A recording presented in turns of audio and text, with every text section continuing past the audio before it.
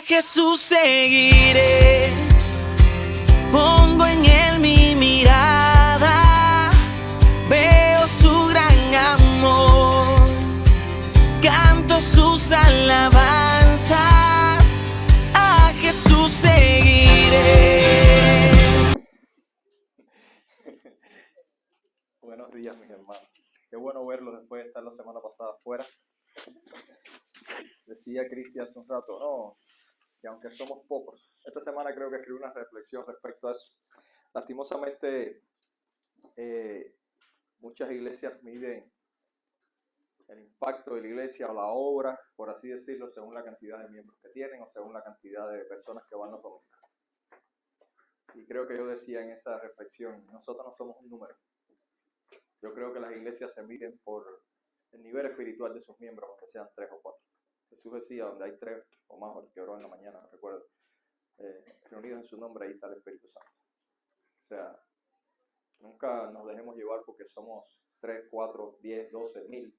No es eso lo que mide una iglesia. Es cómo las vidas van siendo transformadas a través de Cristo Jesús en esa iglesia. ¿Ok? ¿Hay alguien que nos visita por primera vez hoy? ¿Alguien? ¿No? Ok. Estuve en Cuba, como todos saben. Déjame poner aquí para no tropezar.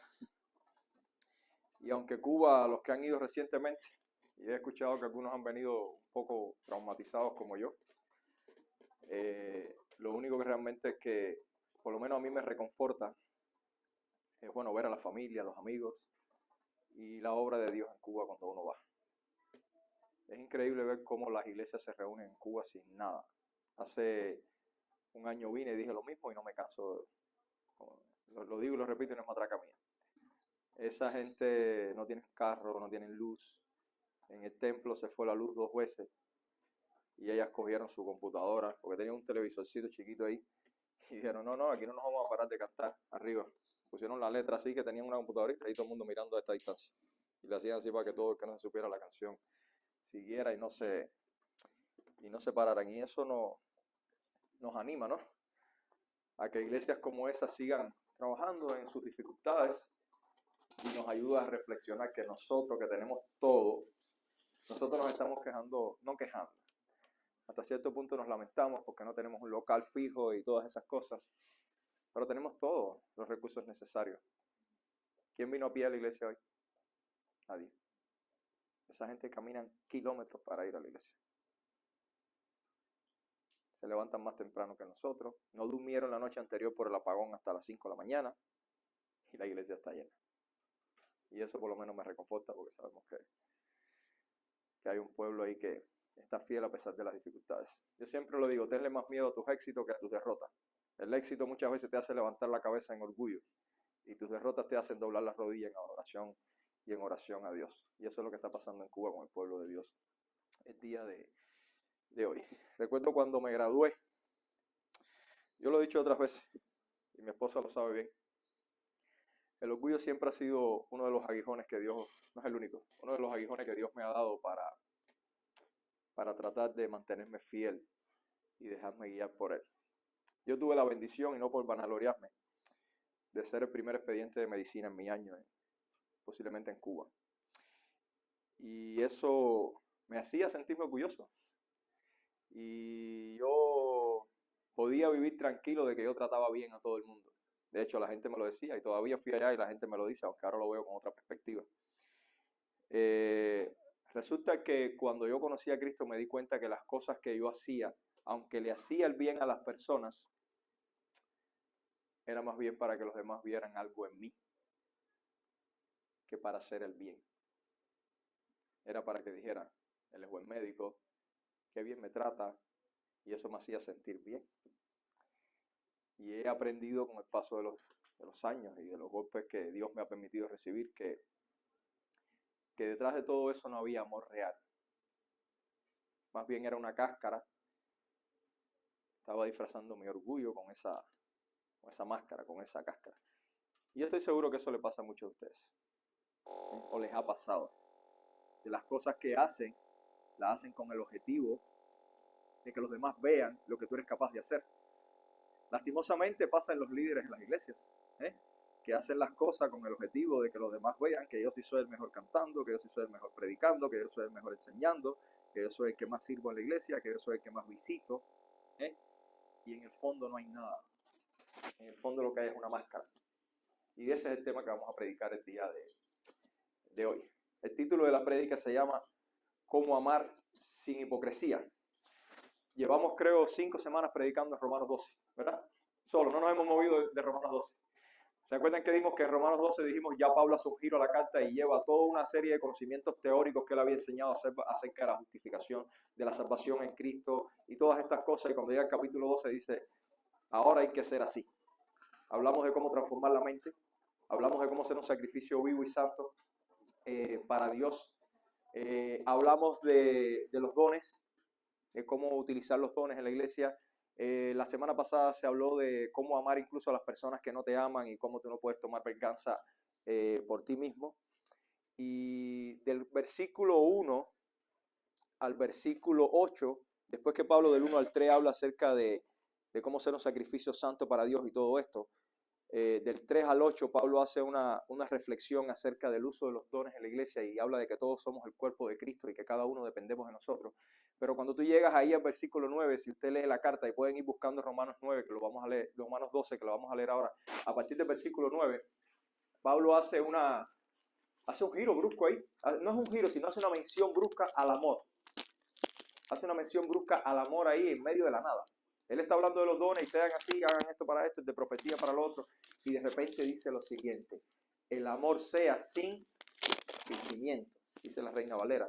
O el amor sea sin hipocresía, dice la Biblia de las Américas, que es la que generalmente yo uso. Vamos a leer la palabra de Dios en Romanos 12, capítulo 12, versículo del 9 al 16. Palabra de Dios dice: el amor sea sin hipocresía, aborreciendo lo malo y aplicándoos a lo bueno. Sed afectuosos unos con los otros, con amor fraternal, con honra.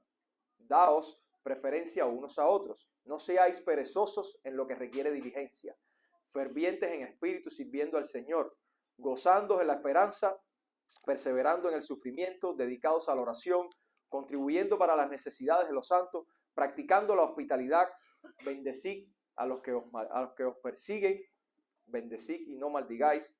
Gozaos con los que se gozan y llorad con los que lloran. Tened el mismo sentir unos con otros. No seáis altivos en vuestro pensar, sino condescendiendo con los humildes. No seáis sabios en vuestra propia opinión. Oremos. Amado Padre, ahora que vamos a predicar tu palabra, Señor, te agradecemos esta oportunidad y te ruego, Señor, que te glorifiques en mi imperfección, en mi capacidad para hacerlo, Padre. Prepara nuestros corazones para escuchar tu palabra, Señor, y que pueda yo ser fiel a ti y que corte la palabra con precisión, Señor. Ayúdanos porque solo no podemos. En el nombre de Jesús, amén. Amén. Como pueden ver, Pablo hace una descripción práctica y es lo que quiero que entendamos hoy. Pablo lleva a la práctica cómo es el amor sin hipocresía.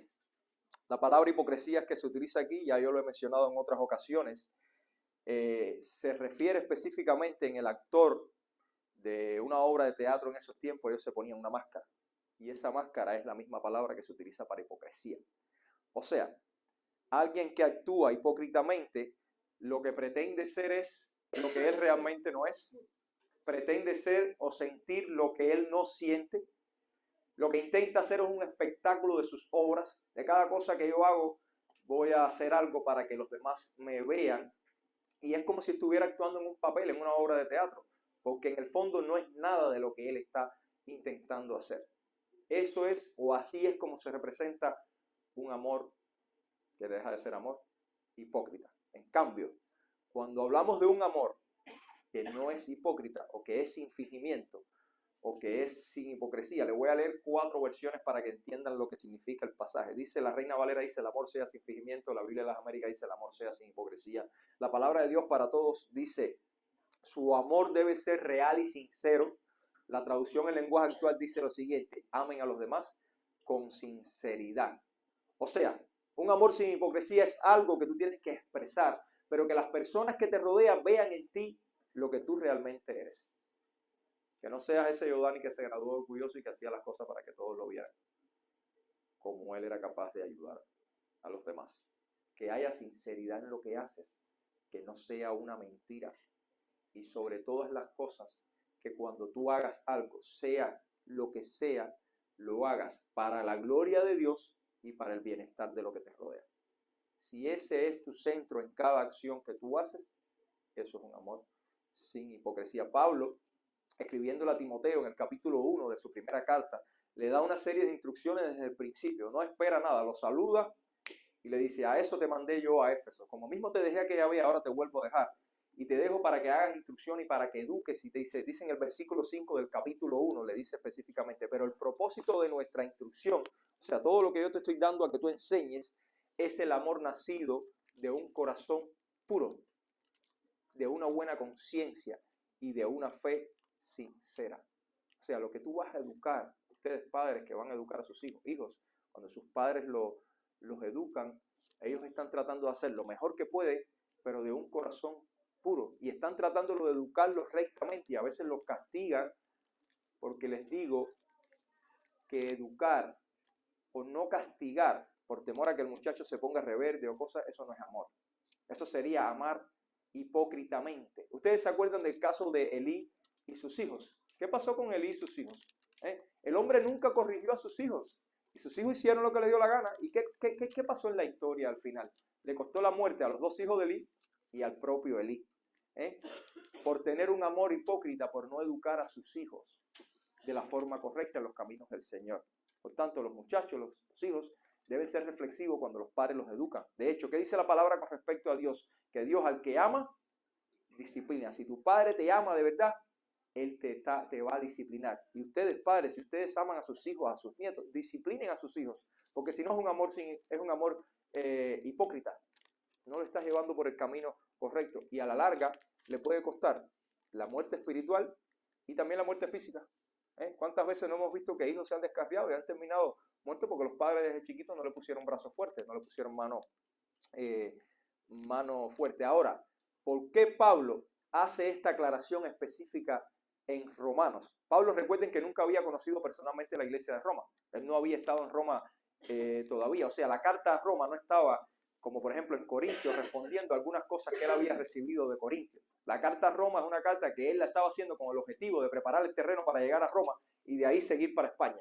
Él no conocía a los hermanos personalmente. Quizá había algunos que él conocía que estaban allá, que habían salido de acá de Jerusalén o de alguna de las tierras que Pablo había visitado. Pero Pablo sabía que en el corazón del ser humano había tanta maldad y tanto orgullo que la gente podía estar haciendo cosas solo para su vanagloria, solo para ganarse el lugar, solo para hacer lo que ellos quieren hacer, para ser más alto que los demás. Y por eso le escribe este pasaje. Y si ustedes recuerdan, esto mismo pasa en Corintios, una iglesia que Pablo sí conocía y con la cual Pablo tenía unas diferencias enormes en cuanto a las cosas que habían pasado desde que él se fue de Corintios. El famoso pasaje de 1 Corintios 13 que todos conocemos: el amor es paciente, no se vanagloria y todas esas cosas, está en el capítulo 13. Fíjense la similitud con Romanos 12. Específicamente este versículo 9. El capítulo 13 está entre, por supuesto, el 12 y el 14. El capítulo 12 habla completamente de los dones. No creo que esté después del 16. ¿No? El capítulo 12 habla completamente de los dones. Y Pablo es una disertación de todos los dones. E inmediatamente cuando Pablo termina de hablar de los dones, lo mismo que pasa en el versículo 8 de Romanos 12, Pablo inserta el tema del amor. Es como un sándwich. 14 también dones, 12 dones y en el centro la proteína. Imagínense esto: el jamón, el queso, la ensalada, porque generalmente si a ti te dan pan con pan, usted no se lo come. Es el amor. Y él dice lo siguiente, vamos a leer primera carta a los Corintios, capítulo 13, voy a leer algunas cosas. Dice: si yo hablara lenguas humanas y angélicas, pero no tengo amor, he llegado a ser como un metal que resuena o un címbalo que retiñe. Y si tuviera el don de profecía y entendiera todos los misterios y todo el conocimiento, y si tuviera toda la fe como para trasladar montañas, pero no tengo amor, nada soy. Y si diera todos mis bienes para dar a comer a los pobres, y si entregara mi cuerpo para ser quemado, pero no tengo amor, de nada me aprovecha. Pablo le había dicho, ustedes tienen cantidad de dones. Las personas últimamente de este pasaje, pues muchas iglesias lo cogen solamente y lo relacionan, aunque pudiera ser su aplicación, pero lo relacionan con el amor de pareja. Y esto nada tiene que ver con el amor de pareja, hermanos míos. Esto tiene que ver con una iglesia que había adquirido diferentes dones de parte de Dios, pero se creían que eran lo mejor. Y Pablo los está regañando. Ustedes no están amando a nadie. Si ustedes amaran a alguien, las cosas no fueran así.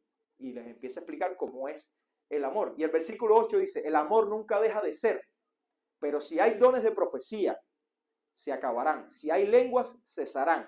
Y si hay conocimiento, se acabará. O sea, todo lo que ustedes tienen y todo lo que Dios les ha dado para que ustedes hagan, todo eso se va a acabar.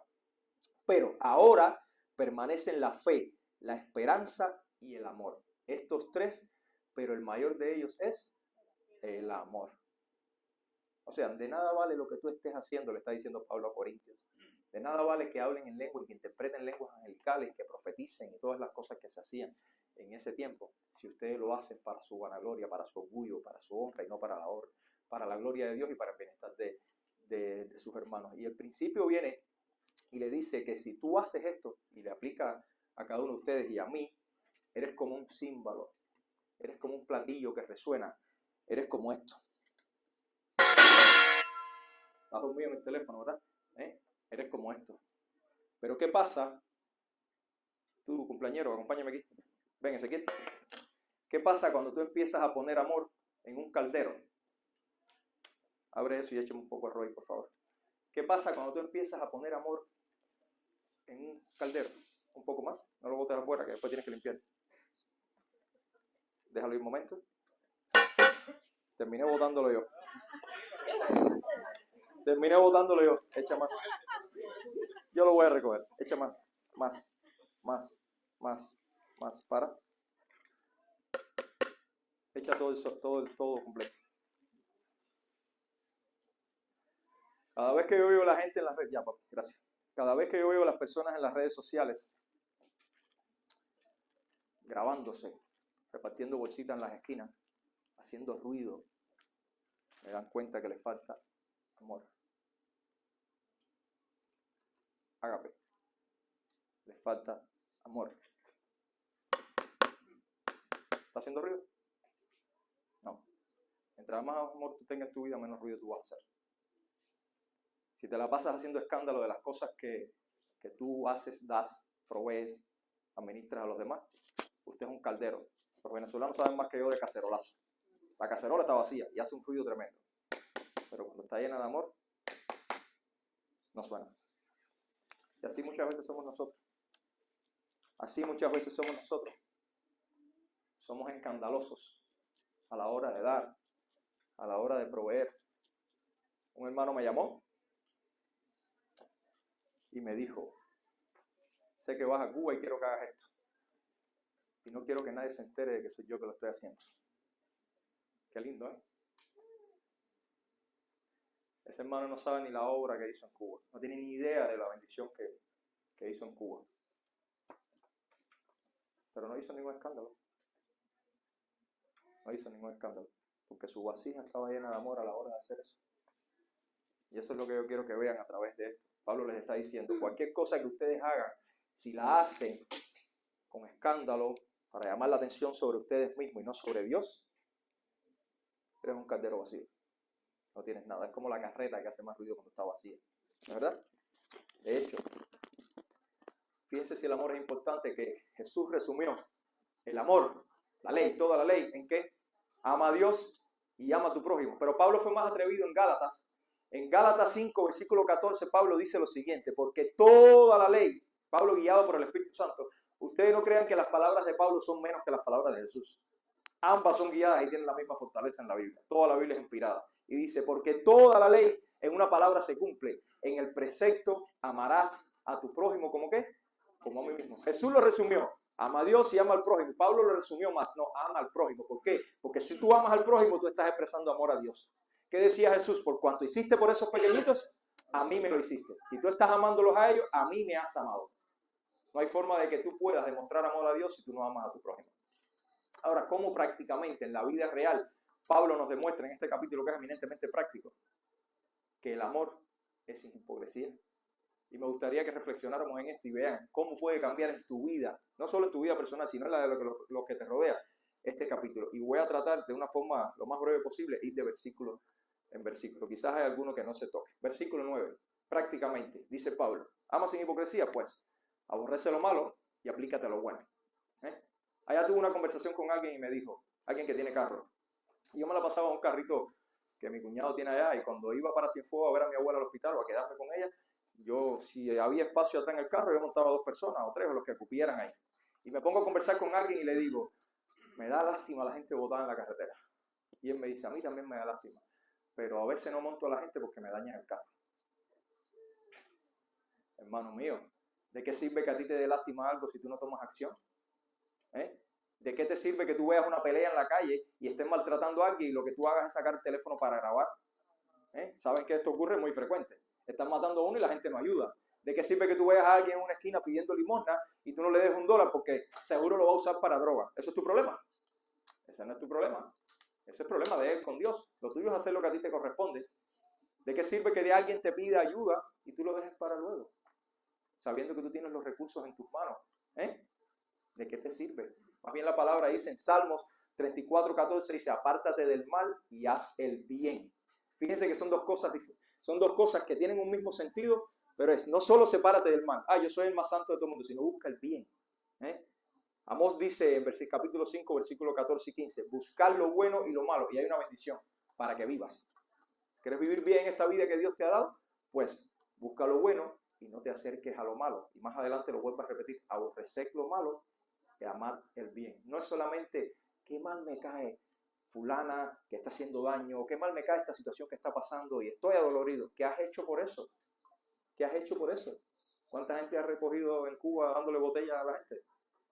Y te la pasas con el carro vacío porque me daña el carro. De nada vale que digamos que las cosas están mal o que hay algo que no nos gusta si no nos apegamos a lo bueno.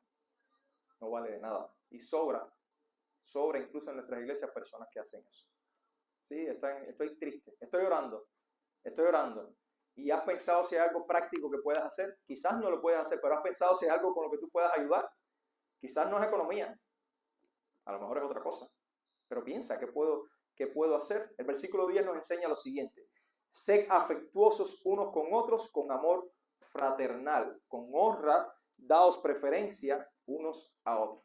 Hacemos una cena en la iglesia y enseguida empezamos a hacer grupitos.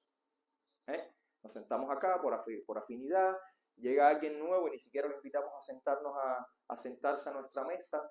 Eso pasa en muchos sitios, no solo en el mundo secular, eso también pasa en las iglesias. Y Pablo te está mandando a amar sin distinción, con amor fraternal. El amor no hace acepción de persona tampoco. Como Dios no hace acepción, nosotros en la iglesia no podemos hacer acepción por preferencia o por atracción. No es el mandamiento de Dios. Una de las cartas más lindas que hay, de las que Pablo escribió y que no les hace muchos regaños, es la primera carta a los tesalonicenses. Eso era una iglesia que amaba, que Pablo le dice, mire, Dios les enseñó a ustedes y ustedes lo han hecho, no tengo nada que decirles al respecto. En el versículo 9 del capítulo 4 de la primera carta dice Pablo, más en cuanto al amor fraternal, en cuanto al amor Filadelfia, en cuanto al amor incluso filio, está diciendo ahí, no tenéis necesidad de que os escriban, porque vosotros mismos habéis sido enseñados por Dios a amaros unos a los otros.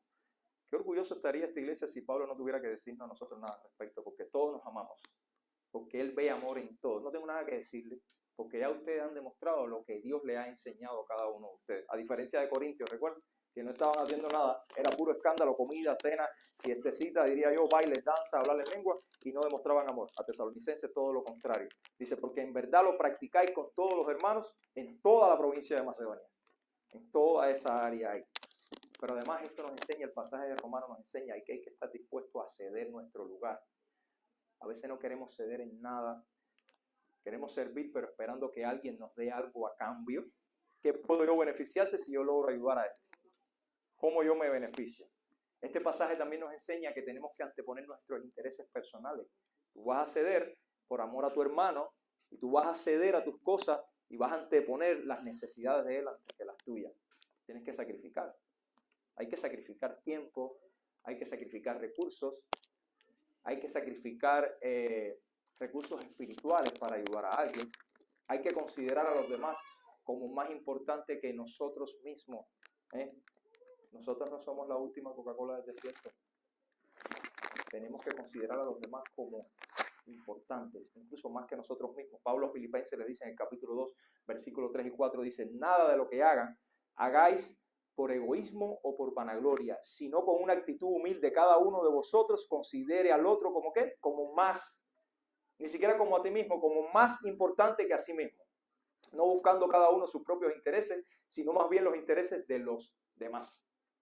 ¿Cuántas veces nos pasa que no lo hacemos? Yo sé que lleva sacrificio. Yo sé que si yo quiero ir a comer con mi esposa, con mis hijos a un restaurante, y tomo la mitad del presupuesto que tengo para donárselo a alguien, no estoy hablando de que tienes que soltarlo en la iglesia, estoy hablando de ayudar a alguien. Cuesta porque tienes que dejar de hacer lo que tienes que hacer con tu esposa, con tus hijos. Yo sé que quizás tenga que estudiar, pero a lo mejor hay un hermano que está necesitando que lo visite, y eso lleva sacrificio. Dejar de hacer lo que tú crees que es importante para anteponer las necesidades de tu hermano a las tuyas. Y eso es lo que nos enseña. Y esta es lo que nos enseña Pablo. Y estas cosas, dice el versículo 9, recuerden que todo esto son formas de amar sin hipocresía, de demostrarte real. Y estas cosas, dice el versículo 9, se hacen de esa siguiente manera. Dice: no seáis perezosos en lo que requiere diligencia, fervientes en espíritu, sirviendo al Señor. La palabra perezoso, cuando tú lees el libro de los Proverbios, es uno de los pecados más criticados.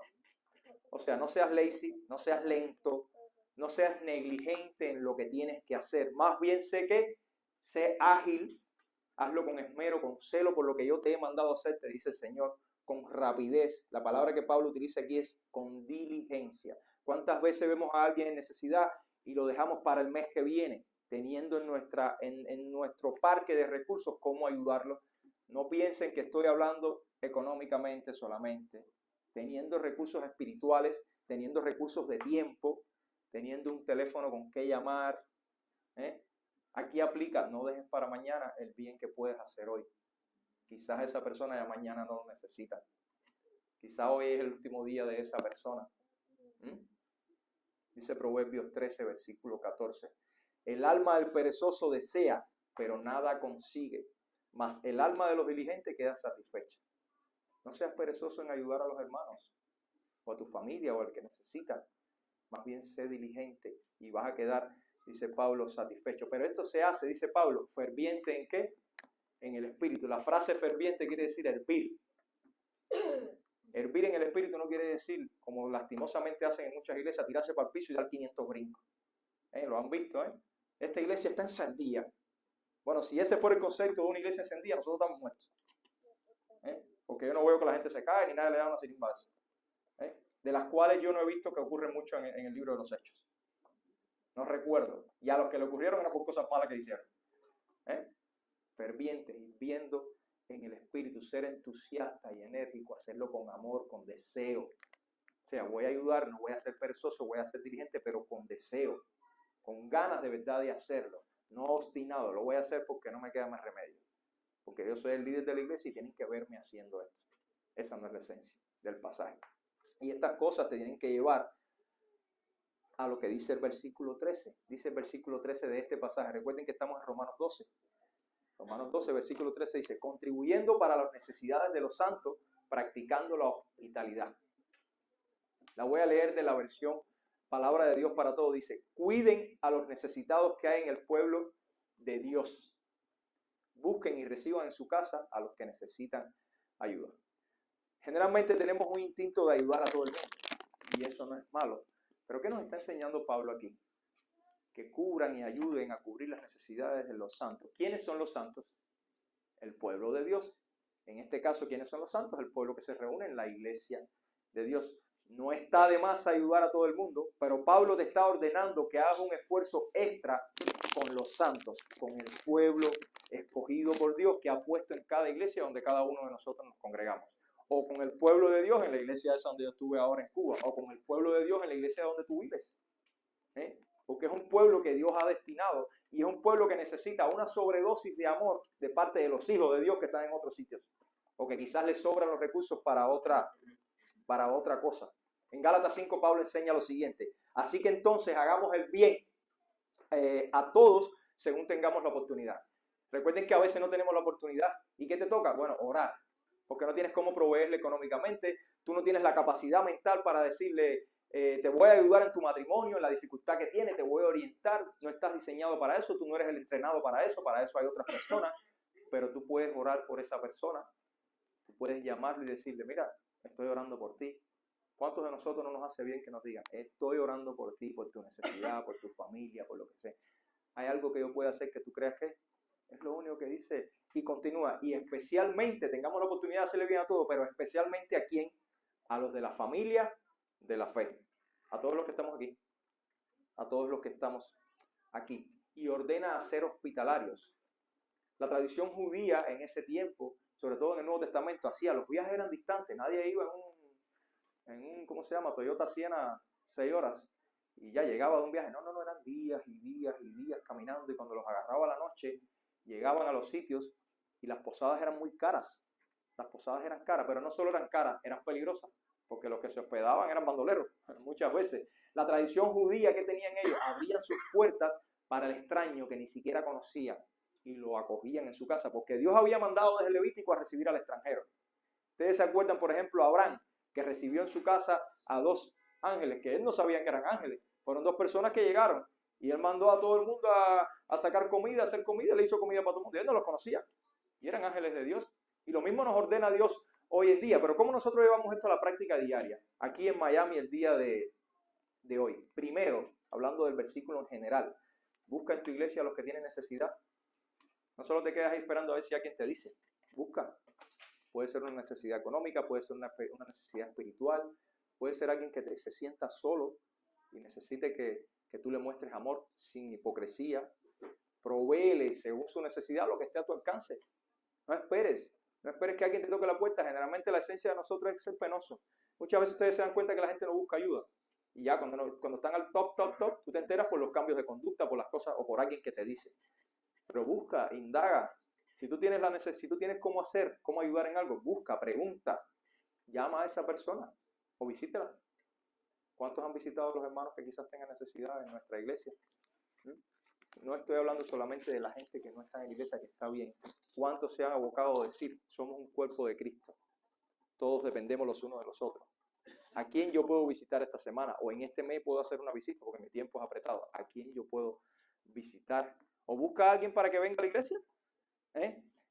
¿Cuántos no tienen transporte? Nos creemos que todos tienen transporte. No, hay muchas personas que no vienen a la iglesia por falta de transporte. Búsquelo, pero que eso no se convierta en ti en una carga, en un peso. Yo he escuchado, ya está bueno, ya me tiene cansado a fulano de estar buscándolo todos los domingos. Bueno, es que eso implica que tienes que levantarte más temprano, hermano mío. Y eso implica que tienes que ir a su casa. Pero usted no sabe lo que eso representa para esa persona. Cómo usted está demostrando el amor de Cristo a través de usted, solamente con buscar a alguien. Solamente con buscarlo, llamarlo, estoy por ti, te traigo. Eso hace la diferencia. Sea hospitalario. Invite a alguien que usted no conoce o que ha llegado nuevo a la iglesia y ha venido un par de veces, invítalo a su casa. Oye, no te conozco, ¿quieres compartir conmigo? Vamos. No tengo almuerzo, lo que te voy a hacer es un sándwich. Pero es que esa no es la esencia. La esencia es compartir, conocerse. La esencia es practicar hospitalidad. Generalmente en nuestro tiempo no aplica que el que llegó y entró por el aeropuerto de Miami lo voy a llevar para mi casa. Aunque yo conozco más de uno que ha recogido gente en su casa que ni conocía. Y aquí yo los conozco. Pero si tenemos hermanos en la iglesia, invítelos. Hoy el domingo, después que salga el culto, ¿quieres acompañarme? A lo mejor te dice, hoy no puedo. Hay unos hermanos que llevo no sé cuántas semanas invitándolos a almorzar conmigo, pero no tienen tiempo. Pero en un momento se da. Generen los espacios para eso. Y todo esto hágalo no por obligación. Hágalo con un corazón puro, con un corazón sincero, con un corazón, con un sentimiento puro. Y ahora viene el mandamiento más difícil en este pasaje. Lo hablé el viernes en mi casa. Y los personajes que mostré, cuando lo dije, mi suegra dijo, ¿estás loco, Nicolás Maduro? Nicolás Maduro. Hermano, esto es difícil. Todo lo que dije hasta ahora nos parece lógico y tiene sentido. Y creo que podemos esforzarnos hasta cierto punto por hacerlo. Bendecid a los que te persiguen. Bendecid y no maldigáis. Se puso el pan de piquito aquí. Se puso difícil la cosa. Qué difícil es amar al que te hace daño, ¿verdad? Qué difícil es orar por el presidente de tu país, que es un desastre y por el cual tú estás aquí hoy. Qué difícil es amar y orar por tu compañero de trabajo que te tiene la vida hecha un yogur, o por tu jefe. Qué difícil es orar por tu esposo que te tiene complicada la existencia. Qué difícil es orar. Allá en Cuba escuché esta historia por la abuela de tu niña o la ex suegra tuya que te quiere quitar la niña. Pero esto no es una opción, esto es un imperativo. Bendecid a los que te persigan, a los que te hacen daño. Bendecid y no maldigáis. De hecho, ¿quién nos enseñó a hacer eso? Cristo fue el que nos enseñó. Mateo 5, versículo 43. Dícele Cristo, habéis oído que se dijo, amarás a tu prójimo y odiarás a tu enemigo. La Biblia, el Antiguo Testamento no decía eso. En Levítico no decía que tenías que odiar a tu enemigo. Lo que pasa es que Dios en Levítico 18 les dijo a ellos, amen a sus compatriotas. Pero en ningún lugar dice, odien al que viene de afuera. Porque más adelante Jesús le dice, Cristo le dice, o le dice en Levítico igual, le dice, recibe al extraño. O sea, eso fue una tradición que ellos dijeron, bueno, mi compatriota es judío, es como que nosotros, bueno, los únicos amigos de nosotros son los cristianos, y eso es lo que yo voy a amar. Y a los demás los voy a odiar. Pero yo te digo, dice Jesús, amad a vuestros enemigos y orad por los que los persiguen, para que seáis hijos de vuestro Padre que está en los cielos, porque Él hace salir su sol sobre malos y buenos, y llover sobre justos e injustos. Si Dios hace salir el sol para todo el mundo, ¿quién eres tú para no bendecir y para no orar por Nicolás Maduro, Fidel Castro, bueno, Raúl Castro y Díaz-Canel? Cuando tú vienes de Cuba vienes en trauma, ¿verdad? Si no fuera por los tiempos espirituales que yo tuve ahí, por la posibilidad que Dios me dio de servir, yo hubiera venido en trauma. Pero ¿quién soy yo para no orar por los líderes de ese país? ¿Quién soy yo para no bendecir al que no es mi amigo y al que quizás me está haciendo la vida un yogur? ¿Quién soy yo para no orar por mi suegra o mi suegro o alguien que en mi familia me está fastidiando la vida? Dios no te está poniendo condiciones, te está diciendo, hazlo. Dice, porque si amáis a los que os aman, ¿qué recompensa tenéis? ¿No hacen también lo mismo los recaudadores de impuestos? Y si saludáis solamente a vuestros hermanos, ¿qué hacéis más que otros? ¿No hacen lo mismo los gentiles? Por tanto, sed vosotros perfectos como vuestro Padre Celestial es perfecto. No hay diferencia entre nosotros y el resto del mundo si nosotros nada más nos dedicamos a amar a las personas que nos caen bien y a orar por ellos. No vas a marcar ninguna diferencia. Y nosotros fuimos llamados a ser sal y luz de esta tierra. No hay forma. No vas a ser muy diferente. Vas a seguir siendo el mismo carnal si no lo haces. Y esto hay que hacerlo de la siguiente manera. Versículo 15. Gózate con los que se gozan y llora con los que lloran. Esto se llama empatía. Sé empático con los que te rodean. La envidia y la falta de compasión no tienen cabida en el mundo cristiano. Hermano mío, gózate de las victorias de tu hermano, aunque él sea tu competencia en tu negocio. Hoy en día nadie quiere disfrutar de la contraparte que está compitiendo en tu mismo negocio, pues lo ve triunfar. ¿Qué hace este? Fastidiarse, amargarse, orar para que le vaya mal. Aquí hay en este mundo para todo el mundo. Ustedes no ven una acera entera llena de restaurantes y todo el mundo come igual y todo el mundo distribuye. Gózate con tu vecino que está triunfando. Gózate con tu hermano que está triunfando. Gózate de sus alegrías. Dale a conocer, estoy muy orgulloso de ti. Estoy muy contento porque estás logrando esto. Estoy muy contento porque te llegó la residencia. Estoy muy contento porque te llegó el padrón. No sé cuántas cosas nosotros nos podemos gozar con nuestros hermanos. Pero ustedes quieren que les diga algo. Lastimosamente este mundo nos está enseñando que no debemos disfrutar de esas cosas. Y voy a poner el ejemplo del matrimonio. Tradicionalmente, y es lo que debiera ser, el hombre es quien provee económicamente a la familia, ¿verdad? Siempre ha sido así. En el mundo actual que vivimos, muchas mujeres han sido muy sabias y muy inteligentes y han logrado un estatus en su trabajo que les ha permitido, ¿qué? Bendecir económicamente a su familia más que su marido. ¿Y ustedes han visto lo que pasa? Que el hombre generalmente no disfruta y no se goza de los éxitos de su esposa. Y esto ha llevado a disrupciones matrimoniales.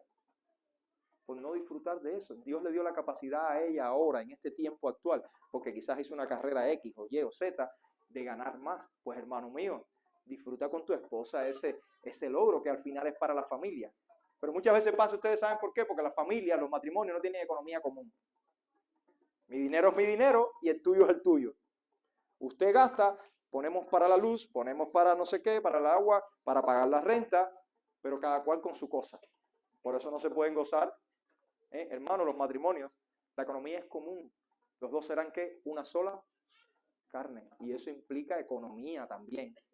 ¿Quién de los dos es más sabio para administrar el dinero? Grixi es más sabia. Olis quizás es más sabia.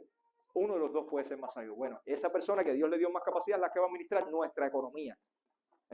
Porque quizás mi don pueda ser otro. Pero disfruten de eso.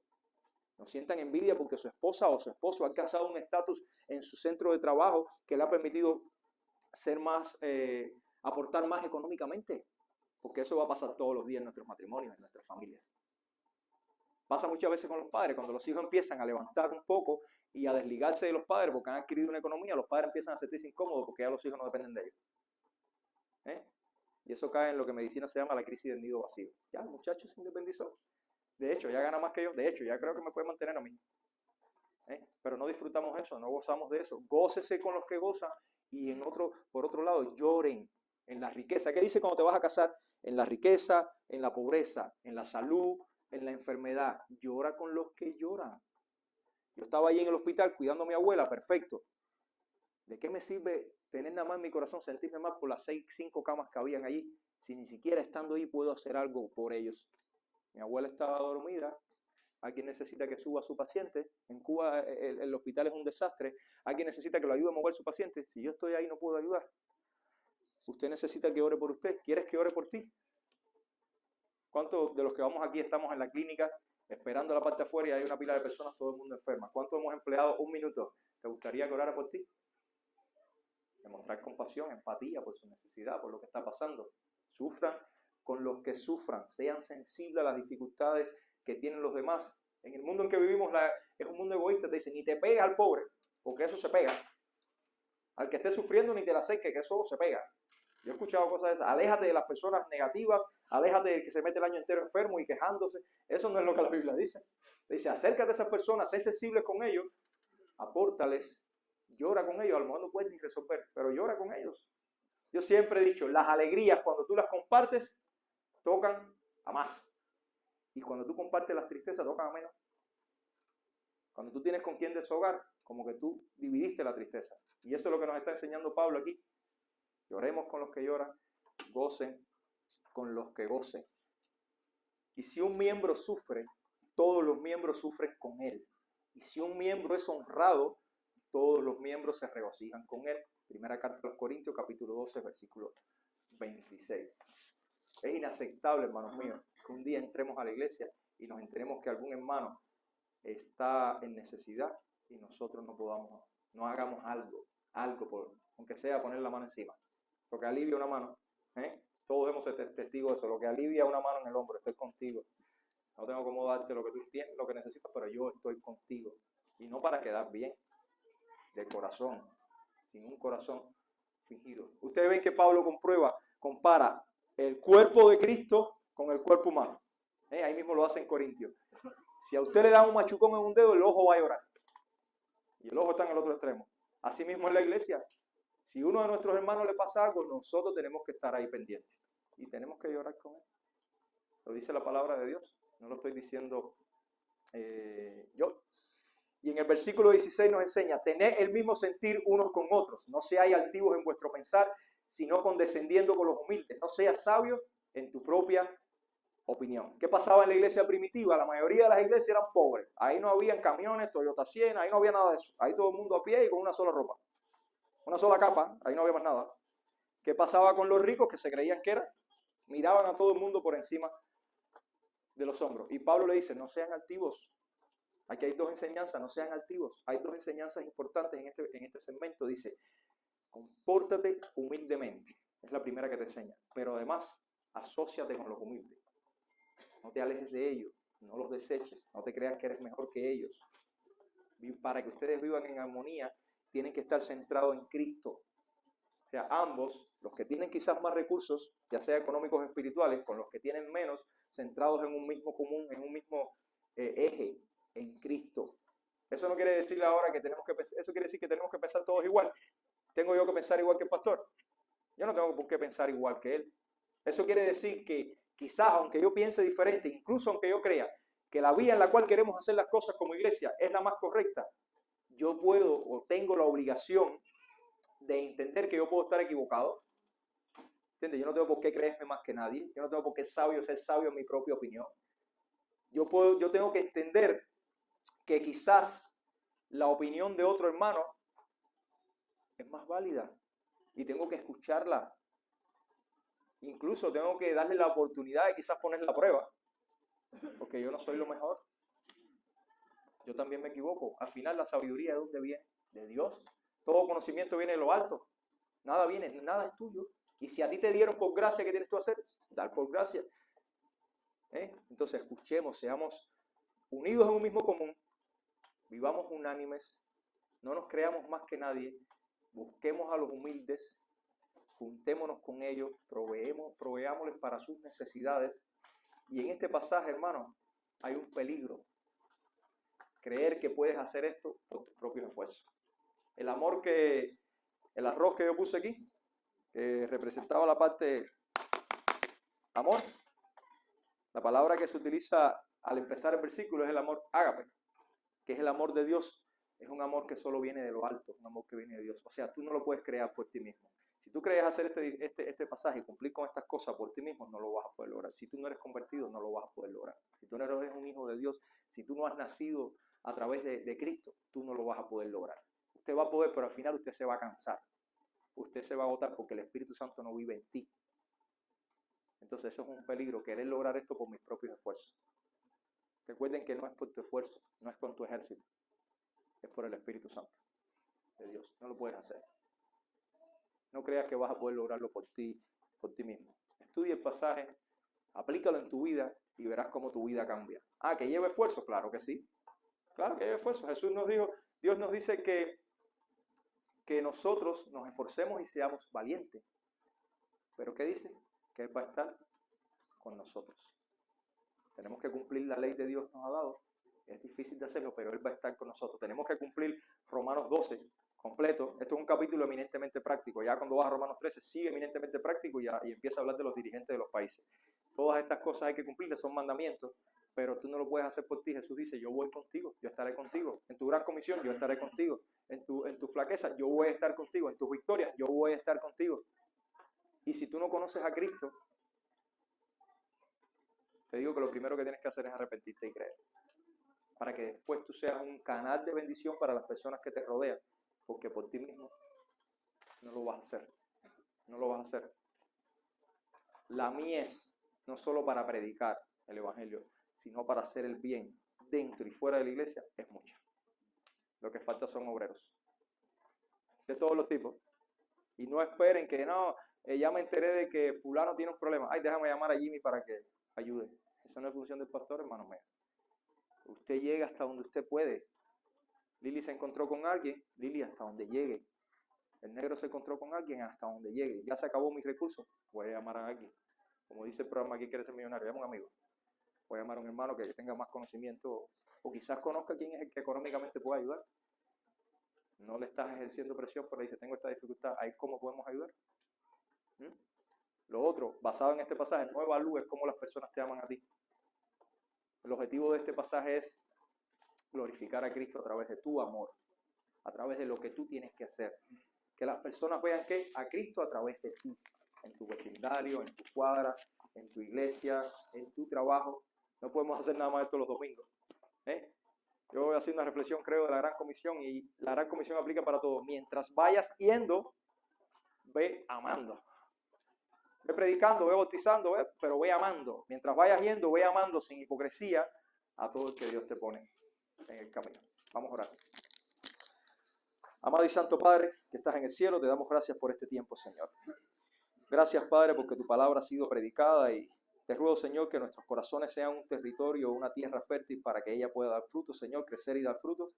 Y nosotros aprendamos, Señor, a amar sin hipocresía, a amar sinceramente, a a ser reales en este mundo que tú nos has puesto a vivir. Sabemos que la pelea es difícil, Señor, pero sabemos que tú estás con nosotros. Sabemos que tú nos acompañas, Padre, y nos llevas a hacer tu voluntad en nuestra vida. No nos permitas, Señor, dar marcha atrás en esto. Permítenos amarnos los unos a los otros, así como tú nos amaste a nosotros, Señor. Incluso a dar nuestras vidas por cada uno de nosotros, Padre. Ahora, Señor, te ruego que bendigas a tu congregación, que bendigas el resto del tiempo que tenemos el día de hoy, que bendigas a los que no vinieron hoy, Señor, y que quizás están enfrentando dificultades, que bendigas a nuestra nación, Señor, que le des sabiduría a los dirigentes de nuestra nación para que nos guíen con bien, que bendigas, Padre, todas las iglesias que se congregan hoy proclamando el nombre de tu Hijo Jesús, en donde quiera que se están congregando el día del Señor, y que tú conviertas a cada uno de nosotros, Señor, en ese Cristo que los demás puedan ver, Señor. Bendícelos y utilícelos para tu gloria, Señor. Que tu Espíritu nos guíe con bien el resto de la semana. En el nombre de Jesús. Amén. Amén. A Jesús seguiré, pongo en él